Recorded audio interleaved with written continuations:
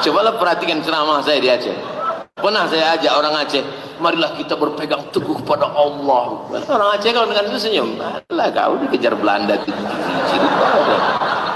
Kami, Belanda, Jepang, daerah operasi militer, tsunami, datang lagi. Datang dari laut, 2 kilometer daratan, habis, turun dia lagi. Akhirnya orang pindah ke gunung. Dari gunung pula datang. Bayangkan, Allah mau menunjukkan ke orang Sumatera Utara, ke orang Riau, ke orang Jawa, ke orang Kalimantan, bahwa ada hambaku yang kuat menerima berbagai macam pukulan. Itu kan kata Ustaz Saman untuk menyenangkan hati kami. Ini hadis, bro. Datang sahabat Nabi namanya Sa'ad bin Abi Waqqas.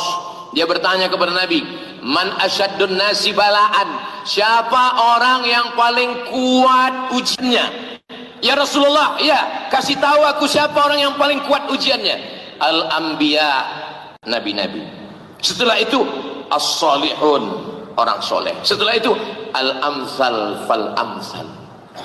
Itu kata Nabi, orang yang paling kuat ujiannya nabi-nabi. Setelah itu orang soleh, setelah itu orang yang di bawah itu, orang di bawah itu.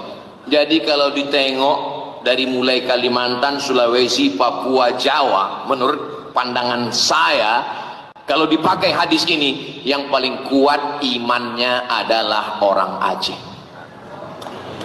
Setuju tak setuju? Terserah, nggak setuju pun saya udah ceramah juga. Makanya menurut hadis ini, kekuatan iman itu diuji. Kenapa? Karena kalau saya menggali tanah di belakang rumah saya, tiba-tiba cangkol saya itu bunyinya pup. Lalu saya tengok ada batu hitam, saya ragu, ini batu kah, intan kah, emas kah? Maka saya bakar, saya hidupkan api unggun, saya bakar 1 hari. Begitu saya bakar meleleh dan memancarkan cahaya, berarti dia emas. Saya bawa pulang, saya masukkan ke lemari, saya kunci lemarinya, saya masukkan ke kamar, kamarnya saya kunci, saya masukkan ke rumah, rumahnya saya kunci. Tapi setelah saya bakar 2 hari tetap hitam, batu gilingan. Cara menguji batu dengan api, menguji iman dengan ujian-ujian ini. Dan iman yang paling kuat itu berada di Serambi Makkah. Kita jaga ini, kita jaga iman anak-anak kita, kita jaga iman jamaah kita. Saya kalau mau mengasih contoh-contoh yang baik-baik, Aceh.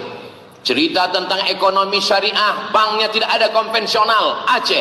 Cerita tentang penerapan syariat Islam, ada dinas syariat, Aceh. Cerita tentang pendidikan Islam, Dayah Abu Abi Tengku, ada Abi Zahrul, Dr. Zahrul dari Mudi Mesra hadir bersama kita, Aceh.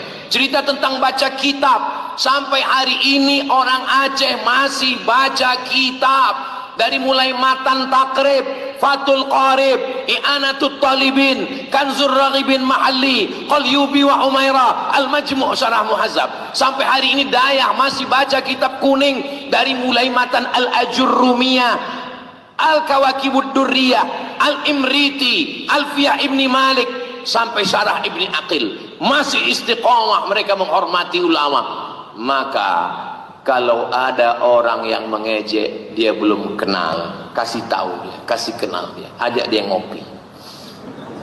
Kau jangan ngejek, ayo kita ngopi, ajak dia ngopi ke tepi laut sana.